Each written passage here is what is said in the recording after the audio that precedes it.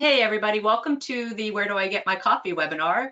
While we wait for everybody to join, can you please take a look at your screen and answer the on-screen poll, and the webinar will begin in about 1 minute.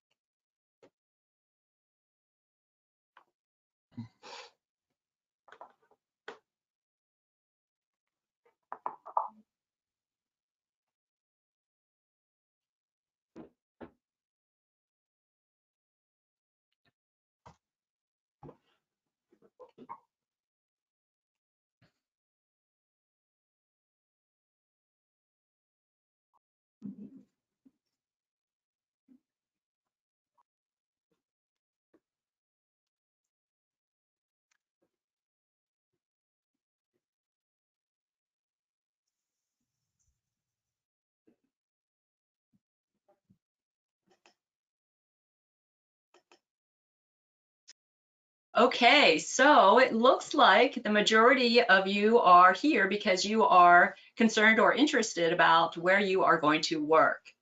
So thanks for answering the poll. And welcome again to the Where Do I Get My Coffee event. My name is Kristen Curlin, and I'm pleased to be your moderator and your host today. Just to introduce myself, I'm on the faculty at Carnegie Mellon University in Pittsburgh, Pennsylvania. My work includes operations related to architecture, engineering, construction management, 3D visualization, and geospatial analysis. And in particular, I focus on health in the built environment. Prior to joining CMU, I was a consultant for federal, state, and local governments, corporations, and healthcare organizations. I implemented computer-aided facility management, which is now known as integrated work management systems, to over 20 clients. So here at CMU, I've been teaching the importance of data integration for both operations and geospatial analysis. And students of mine come from domains including architecture, engineering, data analytics. And I also teach the physician executives in our Master of Medical Management program at the Heinz College. So I'm excited about this event because much of my work uses data and tools that you're going to learn about today to make cities healthy and prosperous places to live, work, and play for everyone.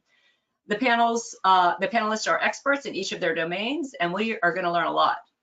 So the aspiration for today's event, I would say, is to give you a clear understanding about how data from all levels, including facility level data, geospatial and other location-based data, can be used to determine how we're going to return to the office, whether it be this fall or maybe how that's going to change in a year or two from now.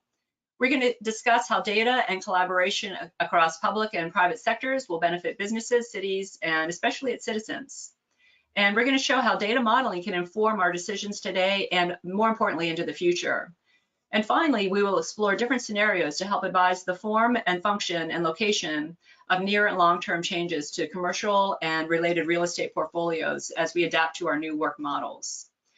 So while the topics we will discuss are going to have many deeper threads than what we can touch upon today, what we're going to include are things like spatial locations of offices, including central business districts, neighborhood job hubs, and suburban mixed-use centers. Also data that public and private organizations are using today, and additional data needs. So a little bit about logistics. Before we get started, if you want to submit questions, please do so via chat throughout the panel discussion, and we will get through as many of these as we can at the end of the event. And of course, we'll try and follow up with them all after the event. So with that, I'd like to introduce our panel. So the first panelist is Ray Gastil, who is the director of the Remaking Cities Institute at Carnegie Mellon University, where he teaches architecture, urban design, policy, and planning. His research areas include mobility and urban design and the impact of changing patterns of work on cities, towns, and regional centers. Ray previously served as the Pittsburgh Planning Director from 2014 to 2019. John Cordier is the CEO and co-founder of Epistemix, where he leads a team that helps businesses and governments how to simulate diseases, ideas, behaviors, attitude, economic status, etc. and the impact that on communities. And he's been helping organizations make plans to safely recover from the pandemic. So we owe John a lot for what he's doing with us with the health of getting back. And Wayne Liko is the managing partner of Horizant. With 30 years of experience in real property and facilities management, technology, industry, Wayne oversees Horizon's team of data geeks. They work with broad sets of clients to automate an enterprise range of functionality to make informed decisions using data and KPIs. So with that, I'd like to jump right into our conversations, but I'd like to set it up a little bit. And we're going to start with the past. When we look at data and we decide how to restructure data and how we work, I think there are examples we can draw from. And one that comes to mind for me is Lower Manhattan and 9/11. So prior to the terrible events of that day, Morgan Stanley, who occupied close to 30 floors in the Twin Towers, was planning to move, and they had just completed a nearly complete inventory of their assets, including employees, space, equipment, etc. And a good friend of mine was the one that implemented that through a CAFM system. When the towers fell, most of their 3,500 employees survived, and like many companies, they needed to quickly relocate. Using a CAFM application, they were able to determine how much space and what assets were needed to get back to work.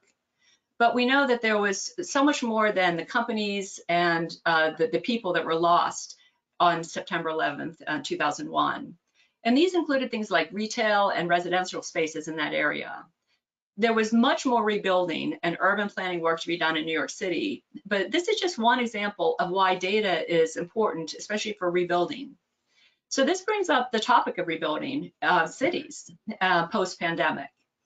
So the thought of what we call a 15-minute city in which residents live within a short walk or bike ride of all their daily needs is not new in urban planning.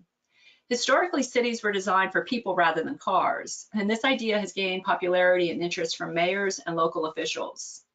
Future planning with the goal of ensuring car-free access to basic necessities such as healthcare, schools, and employment and food has received a lot of attention since the pandemic began. And we know that there are many challenges for cities, but nevertheless, we are going to pay particular attention to cities that have the potential to make changes to accommodate the 15-minute city, knowing that there are going to be other challenges to tackle around equity and opportunity. So I'd like to start this by getting a brief perspective of where we are from the panelist. So Ray, can you kick us off by talking about work and office patterns from your perspective as a city planner and urban designer? Yeah, exactly. I'm happy to do that, Kristen. And thanks. Great to be here today. And also great to have the audience. Really appreciate your listening in this afternoon. I want to stress a couple things. You mentioned rebuilding, which I think is a really important term here, because when you've been through something like we've been through as a society and really globally, you have a choice when you rebuild. There's partly a goal to get back to where you were. There's a sort of, but then there's also through both policy and market issues, you really determine where you want to go. And so that's really why you mentioned the 15-minute city. It's like that's one place where we might want to go. You know, we don't know all the factors yet, and there's also some challenges with 15-minute cities that need to be discussed in terms of who they serve best and whether they have a fully equitable menu to them. But meanwhile, we're looking at a couple of places which at least have the potential, either they already are or have the potential to sort of fit into that category, because we think it might be an objective that you would want to have from a socioeconomic and certainly from a sustainability perspective. So central business districts like this one is a classic. We're showing buildings like a hotel from the early 20th century and then office headquarters, actually Fortune 500 headquarters from the mid-century.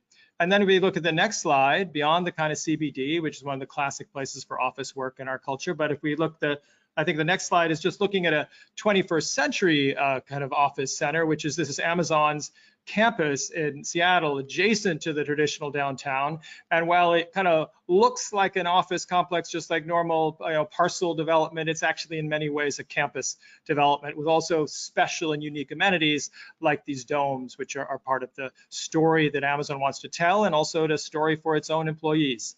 Then we come to the next type of place that was in this list. This is suburban mixed use center. Now, these are fundamentally car-oriented in terms of how people get to them, although they're also set up in a way that at least some sort of transit and other services can be made. And also these full-bore suburban mixed-use centers that go beyond the generation of the Princeton junctions and areas like that also have tried to make some sort of town areas in them which have some housing as well as retail in order to create that type of atmosphere that's a little bit more like a town, which so many employees have been attracted to and was so much the trend before 2019. So, but let's go beyond that. Then there's one other that I want to mention, another place that we don't often put in the same category, but one of the things we wanted to look at today, which is the neighborhood hub. Now, neighborhood hubs, you know, in a way, they always were retail and kind of local business things. But in terms of jobs that were not really just about the local area, in a way, they started with people going to coffee shops and working on their laptop. This is back in the day. This is 2010. Seems like a century ago. But when we look at like something more recently from Lawrenceville, a neighborhood in Pittsburgh, which is the next image that we have, we can see that that's just an adaptive reuse of an existing building. Beauty Shop is a co-working space that opened right at the beginning of the pandemic, but has high hopes to do very well. And even with the kind of ups and downs of the whole co-working phenomenon, because it's in an area which is not only sort of a neighborhood center, but there's also jobs nearby and a number of tech companies. They're actually kind of spatially a concentration of places where new technology company folks live and work. And so calling this as a neighborhood jobs hub, and the way we're trying to look at these different places where jobs could move in the future, and the return to office phase, which is going to happen. A few other items before we go on, because these are things you know from, we all have been reading about this, learning about this in real time, but basically it's interesting to say that tech companies have very different attitudes about the return to the office. As you know, Amazon has sort of declared it's an office-centric culture. It wants people back in the office. Other companies, other leading tech companies, had a very different position of like, we're moving to hybrid, or even like Zillow, which has 2,700 employees in downtown Seattle's like, yeah, we're not sure that we're going to ever really go back to anything remotely like a kind of concentrated office. We're not going to be an office-centric culture again. Meanwhile, there's like other couple things that we want to get to that Kristen hinted at that are really important. It's not just what happens in the office, and we've been trying with these locational places to kind of make that point. It's also about everything that happens around the office. What's the cascade effect? A lot of our cities, especially the most major office ones, they were down to 15% utilization of office space. They may have had, 85%, only 15% vacancy, but they had 85% folks not being there. So that had an impact on bricks and mortar businesses and all the services and amenities that we've associated with office life, wherever it's located. And so, especially in CBDs. So these are things that, we're not going to put the toothpaste back in the tube. The amount of people has already went up from 12% to 30%, mostly remote during COVID. It's probably never going back to 12%. Probably going to hover above 20% with most of the estimates that I see, and it may even go higher. We just don't know in the next few years. So with that, I'd really sort of summarize some of the things that are coming up today and turn it back to you, Kristen. Yeah, and that's interesting, that we look at, where have we been, in the past year, how we worked. And, it's interesting, I'm even thinking about some of the things that we're looking at Carnegie Mellon here in Pittsburgh. We're a little bit limited in our campus. And I know that, we started looking at where we would start to extend into other areas as we need to get other kinds of space for working. And I think that's interesting, concept of the neighborhood hubs are interesting. And, I think it's going to be, like you said, the tech companies are going to be different, where the employees are, how they get there. So, John, that brings me to, some of the work that you guys do at Epistemix. And of course, all of this has changed so much during the pandemic. And I was wondering, can you talk a little bit about the software Fred that you guys have and how Epistemix uses data to understand where the population is and where they go over time? For example, what are the data sets that are used to understand the movement of people between places, such as where they live and they work and go to school? And how is this information used in different ways for businesses and governments around health and well-being? Yeah, of course. If we look at this picture of what makes up a city, there's the people and the places that they go to, what happens in between them, the transit, how are they getting to different places, what are the distances? So today, the question isn't about collecting this type of data. There's so much different types of data out there, and cities and businesses have been able to use all different types of information gathered by this data to understand what was going on during the pandemic and even beforehand. But some of this data is new. Most of this has been set up and getting collected for decades. So we have rich data sets like in the census and Bureau of Labor Statistics, on education, all of these different areas on the left-hand side of the image that we have up. This type of information has been collected for a long amount of time. The area that's been the newest kind of contributor is in the mobility data sets. And you've seen Google Mobility and SafeGraph and others really start taking a hand in the future of how we can go from data that's static to data that we can use in simulations like the one that we're seeing now, as how things spread across a city or how this movement might change over time.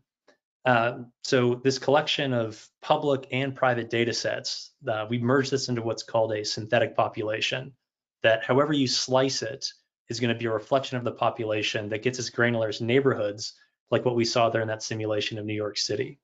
So this micro data, it's been really helpful to better understand how we can look at decision making in a new way, where we can go from, instead of looking just backwards, but almost in real time, but then to project forward what's going on. So businesses and governments that we've been working with have asked questions like, well, what should I do with my employees as we move out of this next phase of the pandemic?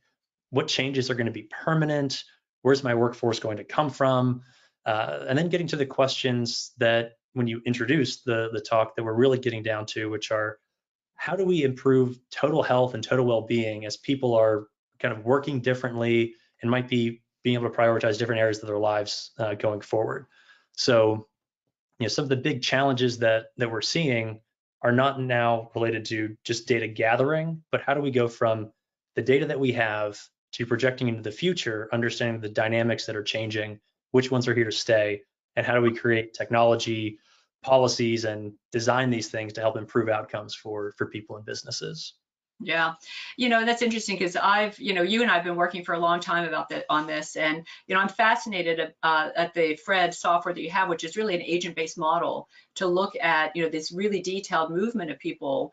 And I think one of the reasons why we're here is because you're using data that is the synthetic data models, the data from the Bureau of Statistics and the Census Bureau and all of these other places. And this is why we have Wayne here, because, Wayne, you're going to bring a different perspective to this with looking at a more granular level data. And, Wayne Wayne, so Ray and John just described examples of cities and the type of data that is being used at a city scale. But I'd like to bring this to a more detailed level with the kind of work that you do and talk about organizations. So we're not going to talk so much about the data, but can you talk a little bit about businesses and how offices and spaces looked pre-pandemic? Yeah, thanks, Kristen. I'm glad to be here as well. I think one of the main themes that we saw with respect to pre-pandemic was around the workplace and the idea of making collaborative spaces. We saw initiatives that would have been kicking in, like the unassigned or activity-based working. In conjunction with that, we saw a lot of employee experience and the idea of making the spaces really attractive and ideal for the employees to come into. I think what the focus has always been in my industry, almost within the four walls of the building, even though understanding the portfolio and the buildings and everything was still part of the equation. The focus, a lot of the initiatives that we saw were still within the buildings and making sure that they were as, I guess, pre-pandemic, what we thought was healthy. Post-pandemic, we might think otherwise. In the pure data sense of it, when we start talking about this integrated workplace management solutions, there's a broad set of available data, and it really did vary from client to client as to what they were doing and what they were tracking. You had some clients that were very focused around space or maintenance, and then you had enterprise data sets that covered a broader spectrum. Really, the point is that there's a lot of good data that's available, but what we're really headed to now is that data enough? What other data sets? And these are the concepts that Ray and John have introduced here, is that we're moving beyond the walls and looking at how people move around from either working at home, working in the office, or everything that goes on in between. Yeah. And I think too, when we talk about data, I think it's going to depend on the type of organization. Obviously there are going to be more asset oriented organizations where, the assets are going to be important. Some, like you said, the space is important. And your examples of work and office patterns, of the past are, a preview of where we're heading. And they're interesting. And I'm starting to see now how the data, needs to be better connected to make these decisions. So, for example, to truly understand vacancy rates in a city, like as Ray was talking about, the data from the organizations who reside in those buildings might be important. And John, you talk about mobility data to know where people are and moving in the city based on, these assumptions. It seems like true data from an organization about, maybe from an HR database, where an employee lives and how they get to work might be better to truly understand transportation patterns, to help businesses, improve the quality of their life for their employees.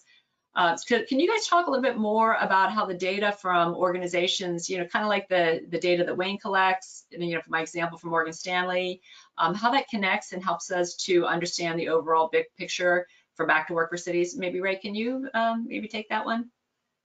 Well, I just reiterate really the issue that data that can be about all sorts of things about what's going on outside of the office, whether in fact there's a decline in retail, whether in fact there's a decline in services, whether the bus service has changed, whether transportation has changed, and even just sort of the way it feels on the street has changed for all sorts of reasons. That's the kind of stuff that people make decisions based on. Those are preference decisions, not only for people that are actually signing leases at the management level, but also the employees who are making choices about whether they want to work down there or how often they want to be down there. So those things are all kind of impact each other. They also have a cascading effect. There's sort of these can actually impact even city revenues and so forth. And one of the things that we're looking out for and trying to think about is things that actually kind of build on each other. Like, there isn't, it's not going to really change people's lives that much. Their favorite coffee shop is gone, but what if that sort of leads to other things being gone and the sort of a not very happy cycle? So that's the kind of stuff that I think there's a way of relating those, because in the end, they're both about very pragmatic issues that we've got to deal with, and both about resource issues as well as policy ones. Ray, what's interesting with that is, again, when we look at the isolation of the IWMS data that I just talked about, we're tracking employees, right? Somebody that's in the space or coming to the space. Somewhere within the organization, they're tracking the fact that there's a home address. So there is a knowledge around where people live and possibly how they commute, which will have a direct impact on the idea of the return to the office and the propensity of them wanting to come in or wanting to commute after being essentially at home for 12 plus months and establishing some sort of preferences. So I think it's an interesting place that we're headed. And it's a kind of a cascading effect. I'm just thinking to myself, parking is always a premium at our university. And, so that may change. So if we move to a hybrid mode, we won't have, 5 day a week, parking permits. That will be more flexible. Working with the Port Authority to say, okay, we're going to, maybe look at rerouting. And so I think it really is important when we start to collectively look at this data from these organizations to start to really make decisions on all of this. It's fascinating. But before we talk about what the return to office may look like, I'd like to get a sense from our audience where you would like to work post-pandemic. So if you guys could take a minute here, the audience, and fill out another pool here. In the future, when you go back to the office, where would you prefer to work? So it's either a central business district type, a neighborhood job hub, suburban mixed-use center, or maybe no thanks, I'm staying at home. And you can't put that you're quitting your job because that's not an option. Although I've seen that, it's in the news, yeah. Absolutely. We'll give it another 30 seconds, Kristen, for people to submit a vote, and then we'll share the results. Ray, you were talking about some of these different models, and I'm curious, which model do you live and work in? Well, I've most of my adult life, I've gone to the central business district for my job. And I've usually had a relatively short commute. Like I'm one of the people that live relatively close, sort of within 3 miles or within 5 miles usually. has been my personal experience. I think that now, if I had my choice, I definitely see the option of a neighborhood job hub being very attractive. And John, you're a startup. Where is Epistemix? Would you consider that a neighborhood job hub, or? I mean, we're fully remote, so. I mean, you have an office though, right? Yeah, we do have an office in the South Side in Pittsburgh, and we use it.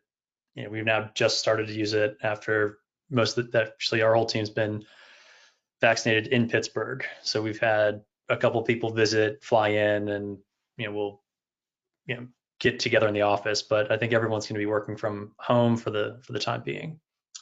All right, all of you want to stay at home? Oh, I guess you guys are liking staying at home. So that's according to our second poll. So thank you. So let's move into the present. And I've been hearing a lot from companies about a new modality of work. We just talked about this hybrid model of working at home and in the office. So I'd like to talk about what hybrid really means. And you've all spoken traditionally about disparate data and data such as census data, to simulate John's movement scenarios, and data from Ray's example to look at occupancy, the rates of occupancy rates, and Wayne's detailed data from the organizations. So the problem is, I think this data has traditionally been in these silos, and it really isn't widely shared for a better understanding and decision making. So can each of you briefly describe where we are today? And by that, I mean what we have to know to decide how we're going to get back to work, outside of our homes with the scenario of the pandemic. And Wayne, maybe I'd like to start with you. I know that you've been working with your clients to help them figure this out, how, when, and where their employees will be working in the next few months to a year. And can you tell us how you're helping them figure this out?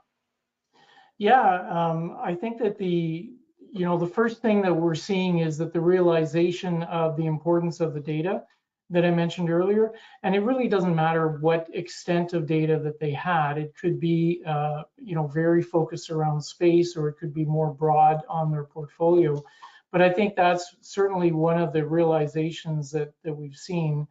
I think that the other conversation that comes into here is, I guess it's the employers are now doubling down on the idea of their communication and policies and safety and everything that's related to that. So those are kind of communication types of elements. And what we're now starting to see is the importance on the employees and I guess the employees were always important, but now understanding that how they retain those employees is becoming more and more important. So it ties back to the idea of now looking at what does the return to the office look like in utilization or capacity management. So for the last 12 months, there's been a focus on putting technology into place to help manage that, but to also do that in a way that encourages the policies that they put into place, but also the safety of the employees, and really get them back into the office where applicable. Realistically, as we go forward, there's, I can share a bunch of surveys with people, but it really is crystal ball gazing at this point because we don't know what that looks like. So the efforts that we see putting in is to make the data work for them towards that future state that we're going to talk about in a second. The one interesting thing I want to end with here is that there's a dividing line, and I think it was alluded to earlier about the returning to the office. I think it was Ray or John that talked about Amazon saying everybody's coming back. And then we see our own poll that we did where almost half of our audience is saying, thanks, I'll stay at home. So there's definitely this almost polarizing viewpoints on that. And I think that's why it's important what Ray and John are talking about here today and how that folds into the decision makers' view on the return to the office. Yeah, it's interesting when I've mentioned earlier that I teach this course to physician executives, and it's sort of a blend. It's called Enterprise Data Analytics, and it's teaching them why enterprise-wide data is important. And I don't know if you remember this, Wayne, but I used some of the examples that you had about truly, like really when that pandemic started and people had to get back to work, even in healthcare, and how important that data is to look at, you know, the space and the distancing and how people are going to be working and how we start to redesign the spaces in which we're working. And, you know, this, it's so important for us to have that data in hand to figure out, you know, exactly how we're doing this. You know, so John, I know that, you know, with Epistemix, you know, you're doing a lot right now because, you know, you're not just looking at offices, you're looking at events and how to get people back to, you know, just back to being outside their homes, frankly. Can you talk a little bit about how people are reacting to where they're going, and maybe is there additional data, you know, that you see that needs to be tracked? Yeah, and like connecting almost directly to what Wayne's talking about, where a business has to make a choice on what's going to happen with my workforce, but how do we look at it in the combination for a whole city or for a central business district when you have, you know, maybe a couple hundred businesses in a given area? What, you know, if a group of them behaves the same way after the pandemic, that might shift the whole area. And so what we've been looking at is adding in data from, there's a really good Pew Research study and the Global Workplace Analytics study, where they're looking at, is there going to be a different preference for how people want to work? I mean, we saw it on our poll just now, but where's that information coming from, and how can it be sliced by, is there an age bias or an age preference? Is there a preference by young families that they want to work from home so they can be closer to their kids? One of the bigger things is commute times. I mean, I'm sure we all can point to a friend or colleague who said, you know, the heck with it, I'm going to, you know, move out to the country house, and so long as I have internet, I'm going to work from there. So each of these are different layers that we've been able to add on top of our population to say, if these are the preferences of the people in places all across the country, how might the future of work change? And commute time was a big thing. The younger employees saying, I want to have more flexibility and freedom to work remotely, to travel a little bit more. But this Pew study had some really interesting points. I mean, this one looking at how many people were working from home previously, how many did during the pandemic, and how many want to continue. I mean, 54% of wanting to continue, that's close to what our poll had earlier. So, you know, it's kind of interesting to see where the different groups fall. The other thing that the Pew Research study showed was that, you know, workers of different types, so in different industries, there might be more of an opportunity to work remotely or work in a hybrid position than others.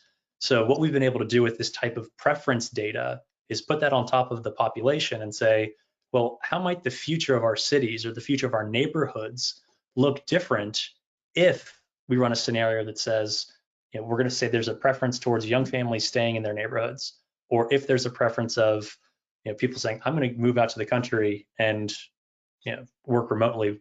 How might that change a number of the cascading impacts that Ray talked about at the beginning of the talk? Mm-hmm.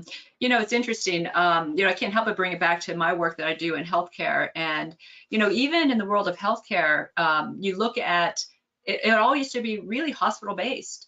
You know, and how many of us probably have had e-visits if you've had doctor's appointments now? And, you know, so that's going to even change, you know, from looking at, you know, and Ray, you talk about, you know, neighborhood or central business districts and neighborhood hubs. You know, we talk about hospitals, and that's going to change. You know, it may not be everybody going to a hospital or a clinic. It's going to be a lot of e-visits or, you know, pop-up things. Not pop-up things, you know, like places where people will go, like a clinic that they can see, you know, a televisit with their physician. And so this is, I think, going to have a huge effect on planning and how, you know, urban planning is designed, how cities are designed. So what are your thoughts about all of this from an urban planning perspective? Well, a lot of things, but let me start with inside the building, inside the office, which is just sort of one thing about these numbers that we don't always notice. It seems very radical to say that we might have, you know, 50% of the people not going back to the office now into a CBD. Now that I don't really expect that to happen, at least not in the short term. However, if we look at 50% of the people, if 80% of the people go back to the office, but they're only going 3 days a week, that's the same as only 50% of the people going back to the office in terms of a 5-day work week. So looking at numbers like a 50% change is not a radical thing to do, because again, it comes back to this, don't just look at the leasing and the vacancy rates, look at the occupancy, because that's what's going to impact everything around you. And so getting to what we need to track, what we need to keep looking at, again, John brought up a lot of these things, but I think it's that for example, in the example we're going to show you today, we took some preference assumptions, some from studies, recent work like Pew and others.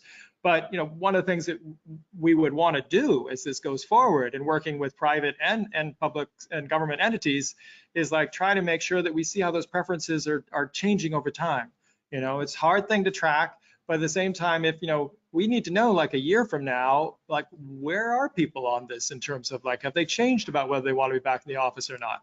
We won't know that until that occurs. So at the same time, a lot of kind of real-time surveys and stuff has got to be part of how we help establish these preferences so that the modeling can be stronger. Mm-hmm. Yeah. So, it seems like you mentioned, the Amazon and them saying that they are going back to the office, but, the employees may not all be on board with that. It seems like there's a dramatic difference between, the employer and the employee preference, especially around this remote hybrid work. So, we're starting to talk about what the employee needs or wants. Is there a central theme around hybrid work? Any of you have thoughts on that? Yeah, I think there's if we connect all the threads here, we're really starting to talk about employee preferences and the importance of work-life balance, whatever terminology you want to apply to it. And if you look through what John and Ray have presented and talked about it, all the way through to the idea of the IWMS or traditional IWMS programs that have been put into place lately, which is targeting the idea of attraction and retention of employees from wherever. Yeah, I mean, when I've had the pretty much same experience, almost doubling and then tripling my team size. I mean, I'm based in Pittsburgh, but I've been able to hire people from a talent perspective. I have 2 guys in London, people in San Francisco, and a few different spattered areas in between. And so, it's totally changed the game for, recruiting people. And, now the challenge is going to be how do bigger businesses maintain talent when the workforce is going to have options? Mm-hmm. Yeah. It's interesting. My niece is in California. She's in the entertainment industry in California, and they are getting surveys all the time. Does she want to go back to work? And they've delayed it a little bit. I think they were going to go back in, July 1st and then July 15th. And now they're saying we'll push it back to September. And for those in the audience that don't know, Wayne is in Ottawa, Canada. And myself and Ray and John are here in Pittsburgh. And I think we're even seeing a difference in location, as to what we're doing. So let's check in now with the audience again. Where do you expect you will work? Not tomorrow, maybe, but probably at least by the fall of 2022, because those of you that are saying you're home all the time, by 2022, something's going to happen. We're going to get back to somewhere. So if you can take a minute to answer this quick poll. So John, how are you finding that in terms of the idea of talent acquisition? You're finding it's easier that when you don't have the boundaries of of where somebody lives? For some roles, yeah. I'd say for a lot of our technical team has done an awesome job of figuring out how to balance across, the UK time zone, East Coast, Central, and West Coast time zones of how to transition work off together. So from a technical team perspective or an engineering team perspective, we found ways to kind of overcome that, the time difference or not being there in person. On the kind of strategy sales side, that's where we've had more of a challenge of finding okay, I guess sometimes most good salespeople they never really are at their desk anyways. So they're kind of out and about and in meetings. So we're still kind of figuring that part out, but it's been a fun challenge over the last year to say we're starting from scratch almost, and we get to design the type of company we want to have going forward. Yeah. Okay, so now they're starting to realize, the audience, that they probably will be doing a flexible mix of home and office. Although it may be let's say it's one of your employees, 21% said I'm going to be working at home 100% of the time. So, that's interesting that only 5% thinks that they're going to be working in the office 100% of the time. So we're moving into a hybrid mode. There's no doubt about it.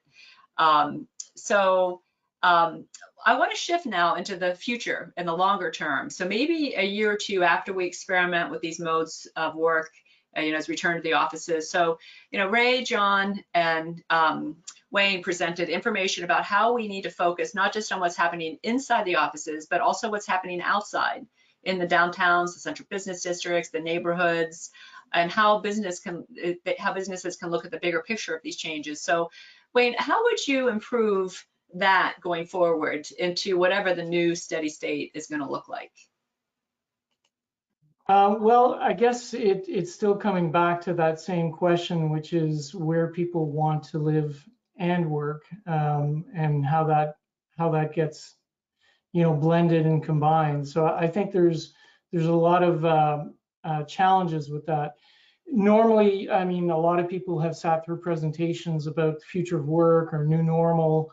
I think the focus for this presentation isn't to rehash any of that, but to talk about how the data can inform that and what needs to be tracked in order to look at the future state. So, when we look at what our clients are doing, is they're in the present state, as I said earlier, they're trying to figure out what they're doing, what's happening in the office as people start to come back in. So that data becomes important to track, what they need in the portfolio. It sounds very space centric, but really there's a supporting cast of data characters that go along with that, right? Because your best buildings or the buildings with the best air quality, or locations like what John and Ray have been talking about, commute times, all of these things start coming into that. And of course, there isn't anything that doesn't include sustainability these days in terms of better and healthier buildings around that. So again, if we take the building data in its own microcosm, that's fine. But I think we really need to move beyond that singular view of the traditional IWMS. So when I look at the interactions that we have with clients, they're already moving beyond that. But what I wonder is how far beyond that are they going? And then because they're really focused on, as we've talked a lot about, employee attraction and retention, the safety of the employees, and so on.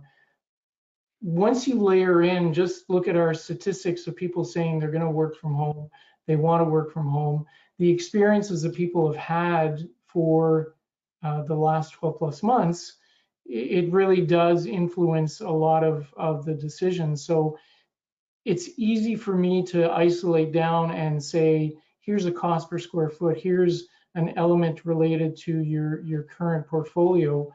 But I think that we're moving past that in this kind of new world order, and we need to ask the question is, what are we going to do? And like there was an article, I think, in the Wall Street Journal, thank you, that talked about employees just quitting as opposed to being forced back into the office. So that's a different dynamic than we've had before. Yeah, absolutely. So John, you've been working with policymakers, in cities and also with businesses. Can you tell us more about scenarios that the businesses and cities are concerned about, as we make this transition into these new workplace models? Yeah, so over the last 18 months, there have been a few different phases of what either government on the health side, and now kind of on the reopening plan and getting back to whatever a normal steady state might look like. So there have been a few different phases and different outcomes that were being prioritized. So at the first, maybe say at this time last year, the conversation was still around hospitalizations and how do we create better policies to minimize hospitalizations. That was the let's flatten the curve part of the epidemic. And then it moved into, well, now that we have vaccinations coming, how do we roll out a vaccination plan? And now that vaccinations are getting adopted, and now the plan is how do we go back to how do we go back to the activities that we're used to prior to the pandemic? And so when we look at those different phases, policymakers and businesses have had to adapt over each of those. And so when we're using simulation and the data that we have to rethink how decision makers can make decisions, we're giving them a new tool set really so that they can help design the future of what cities can be. what enables us to do this is going from just the data collection side to making the data be dynamic. And that enables us to ask these what if scenarios. So when we look forward, I mean, this is all about what Wayne talked about in connecting to how do we create thriving communities? And that community might be the people that work for a business, or it might be the people in a given neighborhood or a given city. And the word thrive can be described in a number of different ways, but looking at what are the outcomes that business leaders and cities want to prioritize, and how does that impact things like on the last slide we saw, there might be an age distribution, well, there might be a household income distribution change, and what are the outcomes that we want to push to? And all in all, this, we're giving kind of leaders and businesses and on the government side the ability to explore what these possible futures can look like. So on the business side, looking at the central business district, do these companies have the right amount of space? Other questions that have come up include, well, how do we manage the total health and well-being around employees? Because COVID totally blew the top off of how we have to look at healthcare going forward and the health systems in our country and globally. It's not just about the health in an isolated area, but health connected to your job, connected to transportation, amenities around your neighborhood. So there's going to be some challenges to overcome these different obstacles that COVID's put in place. But I think there's a lot of good things that we can take out of the pandemic with us going forward. And it's important to kind of use the modern tool sets to use the different new ways that we can start designing and using technology to improve futures. And I know that we've been talking now about all this data and, how do we start to look at this? So Ray, I know that you've been working with Epistemix and, coming up with some of these scenarios. So could you take us through, talk a little bit about some of the sort of scenario modeling that you have been doing with Epistemix? Yeah, absolutely. I mean, working with Epistemix, we took Chicago and looked at sort of what happens sort of within the city boundaries, because it's got a full range of different scales and densities, even within the city's own limits. And here it's looking at the pre-COVID work density in Chicago, which is, you can see the yellow, the brighter colors are the greatest density. You can see that the Loop, the traditional CBD, has the most employees, more than 150,000. And then you can see how that spreads throughout the city. But then let's look at the next slide. And this just shows you, this is distance travel to CBD. John mentioned how we were looking at various sort of rules and sort of preferences that could help sort of us model how, if what happens, like who's going to go back to work, who's not going to, if we take these figures such as 50% or 80%. And so distance is a critical one, but so we also looked at this, looking, as I said, at sort of recent literature and sort of the gender, income, millennials, versus boomers, different preferences, all those things were sort of part of the calculation. Then on the way out, we're going to show you a couple of ways that we could sort of, they might be a different kind of preferences or policies that adjusted or changed, responded to those preferences, I should say. So let's look at the next image. This is one looking at the percent change in the density of work with the, if only 50% go back. Again, only 50% going back is not really that radical a figure if you think of it as that being the same as 80% except 3 days a week. But just look through this. The CBD, of course, goes down by 50%, but half the neighborhoods increase in population by greater than 10%. That's quite a change in terms of the amount of people working in a neighborhood. Now, we're not here actually getting down to the totally granular level of like whether they're in a neighborhood workspace or actually at home or at a coffee shop, but it's just they're not going to that CBD anymore. And so we're assuming they're in some sort of neighborhood work center, whether that in some cases is actually the home. So, and then some neighborhoods radically change, that are outside of the center because of this, because they're the ones most likely, and with all these kind of rules that we've looked at, they're the ones that are likely to actually see a really significant increase in employment. Cities need to plan for that. Go to the next slide. This is 80%, much less dramatic. And this may be in the longer term. This is where we're going to find out over the next couple of years whether, if you look at the preferences of folks, it's going to be more like the last slide I showed you. If you look at what some of the major employers are asking, it's going to be more like this. And I think it'll probably land somewhere in between. Let's go to the next slide. This is just, again, now a disclaimer here. While this shows the actual grid of the Loop and so forth in Chicago, this is not, there's the tools to get here do not mean that, to make investment decisions on different blocks in downtown Chicago. This is not at that level. We're a long way from that. It may not be what we do. But just to give you a sense of it, if you squint at this, look at the red, that's the really density. There's a change. That would be, if you can just look at this and see, there would be a real change in the number of offices and by consequence, ancillary businesses, services, and amenities, and bus service and everything else could be impacted by this kind of change. Let's go to the next one. It's milder. You can still see there's one area, the sort of the most strongest one is sort of like still quite strong and still sort of hits the red scale, which is the greatest density. Then let's go to the next couple of slides. This is just mapping coffee shops. And then this is with the 50% return to office model. There's no change in the location of the coffee shops. There's going to be a constant here as we look through this. But you can see there's a great concentration downtown. And then that will change potentially if in fact this happens. You would find basically just as the work moves to the ones that are darker in color, more of the coffee shops will move to the ones that are darker in color. Next. Again, less radical if it's 80%, but even this one, I think if 80% go back, you're not going to see them all 100% in the office at 5-day a week. So it's going to be interesting to see how, as I said, I think it's somewhere in between. Next image would be great. And then childcare, I want to make sure, like we've had a relatively lighthearted example of the coffee shop. Although, lighthearted though may be, very real decisions are made on the basis of that by a lot of folks, because of the experiential nature of a lot of our life and work decisions in terms of where we want to be. But this is like in childcare terms, this is where the childcare is located. As you can see, it's mostly not in the core. It's mostly not and it's certainly not located in the new, more concentrated employment areas.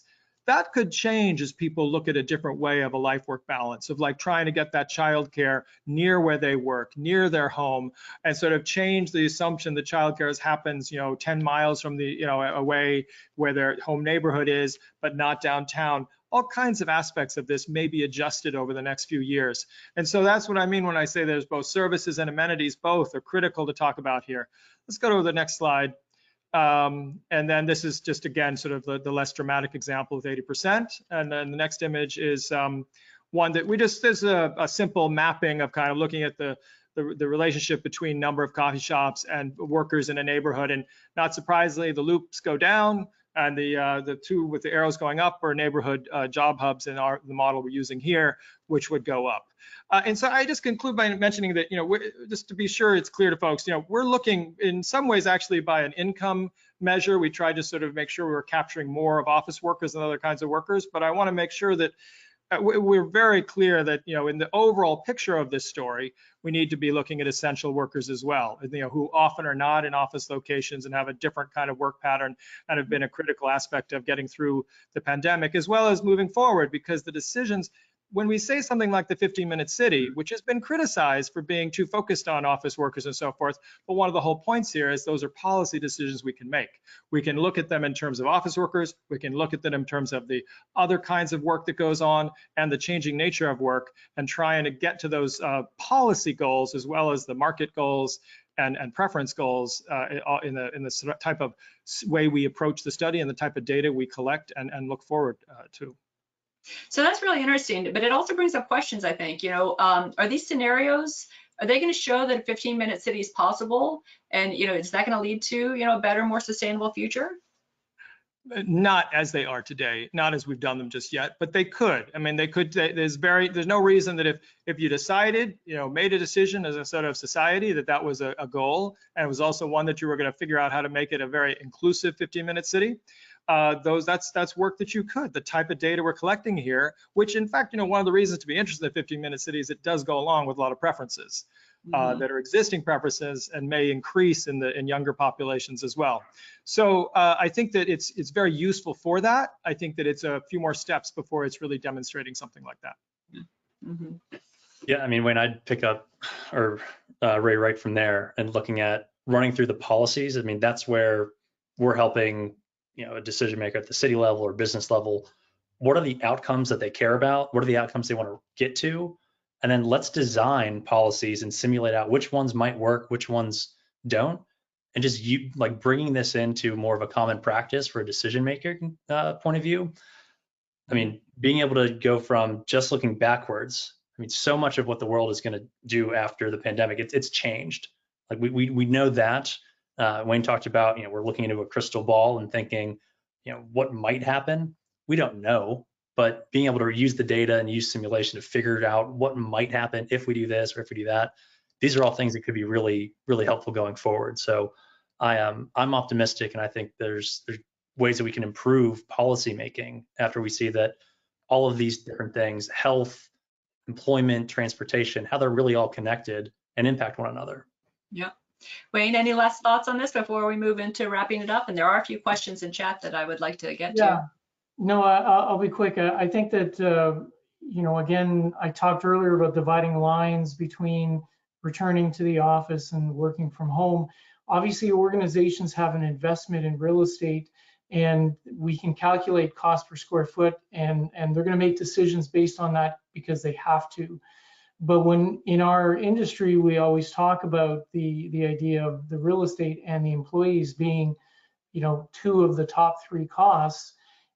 So that's what we're really introducing into here, is this conversation around the cost of the employee and the cost of replacing the employees that may or may not want to come back to the office. These are the considerations that we really want to try and introduce in the data sets that are available, so that instead of an isolated cost per square foot decision, it's a decision that's made around the cost per square foot, as well as the idea of attracting and retaining employees. Yeah, that's great. Well, hey guys, this has been great. And we do have a few questions. So if you don't mind, I'm going to just jump right in because I see some really interesting questions. And I'm going to start with one from Joe. Is it fair to say that the pandemic exposed the fact that spaces aren't collaborative, people collaborate, and the most productive context might not be face-to-face in many situations? Joe, this is an excellent observation. And I have to just say, Wayne, you and I have known each other for over 20 years. We've never collaborated like we've collaborated, in the past year, I think. So does anybody want to, tackle that, or, Yeah, I can give a quick opinion on it. I think that there's again going to be dividing lines around the idea of the culture and the idea of collaboration, and it will vary from industry to industry. But I will agree with you that I haven't done as much face-to-face with clients as I have in the last 12 to 18 months. Now, they might not look at that as a positive, but. I mean, so I know Joe, and the whole theme of our talk is, where do I get my coffee? And I'll tell Joe, if he's still on, I can't tell if he is or not, that the place I'll get my coffee is Joe's porch that overlooks the city. And yeah, I think Joe's spot on. It's all about collaboration. Like when I brought up earlier, we have people in all different time zones collaborating. It's really the people that are collaborating, not the places. So that's a really good observation. Yeah. I'm going to switch to a question from Michael. How will and are there instances of public-private data analytic collectives that work together to get a live, active picture to get actioning savings and better employee and citizen experience? So I think that there are probably, Wayne or Ray, maybe this is one that you could. Well, I want to. That's really something we want to talk about in the next talk. Yeah. Because this is really a series, and it's a great question. It's one that I personally want to do some more work on before really diving into it, because we are going to be working on that. I mean, it's critical, because we have an idea what they need to be doing, and the type of cooperation we see needing to happen. And there are a few that anecdotally I know a few that are doing some work, but I think we really want to come back with talk about that a little more fully. Mm-hmm. And actually, Ray, I think that's the great point about the follow-on to this. We're introducing some topics that people might not have traditionally considered to be aligned. And so coming back on another conversation to dive a little bit deeper into those and how that could work is definitely was our intention at the outset of our collaboration. Yeah. Mm-hmm. Here's another question from Greg Alvarez. So in a central business district where retail is a valuable resource, how do you rebuild those types of businesses that rely on employees that may no longer be able to work in those kinds of jobs? And, Ray, we talked, in the past couple of weeks about, restaurants, and the failure of restaurants. You look at even downtown Pittsburgh and the number of closures of those kinds of restaurants. How do you answer that? Well, there's no perfect answer. I mean, like, retail is the trends for remote retail, for online retail and on-time delivery and so forth were already underway before COVID. They accelerated under COVID. Their market share, there was a period there where retail actually in total numbers wasn't doing that badly, but it was all going to Walmart. It was all going to like excuse the particular reference, but it was all going to like huge stores like that. That was already underway, and then with COVID, it sort of like just even went, back to sort of this even further, and not even that bricks and mortar was still working. So, but I think downtowns have cycles of responses to this kind of crisis, and the most important thing has always been to sort of recognize that the restaurant was the business model that was actually seen as able to survive downtowns because of tourism and office workers together supporting it. And various other particular amenities and so forth, even while the kind of basic service stores began to decline and have been declining both in downtown and in neighborhood centers. But the answer to that is really just there's no perfect answer, but there are strategies vis-a-vis rent. There are strategies vis-a-vis the government's policy relationship to rent that can actually help create a stronger opportunity for retail, at least to rebuild. Whether it can sustain that over the long term is a longer question.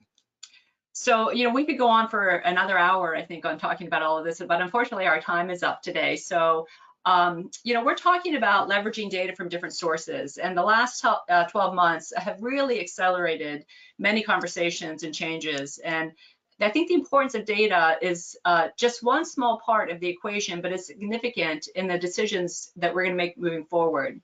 And as we began with our aspirations for this session, we're basically taking advantage of how these data sets will not only better position organizations for the future, but how it will allow them to attract and retain their talented employees. So with that, I want to thank everybody. I particularly want to have a shout out to Leah Cole, Kiana Clausen, and Lindsay Solden, who behind the scenes were helping us pull all of this together. And finally, your coffee is right here with us right now. We're going to continue this important dialogue. Our series, hopefully in the future we'll, consider different areas. Today we had considered the workplace and the surrounding data. And going forward, we hope to have discussions with you, that's going to shift the focus to other areas. So thank you to the panelists, to Wayne and Ray and John for being here today with me. And thanks to the audience. We hope to have these conversations with you in the future, and our contact information is all here if you would like to follow up with any of us. So thanks again. And Kristen, we'll be posting this. We've recorded the session, so if anybody wants to share the information, we'll make sure that you get it. Great. Thanks, everybody. Have a good day. Thank you.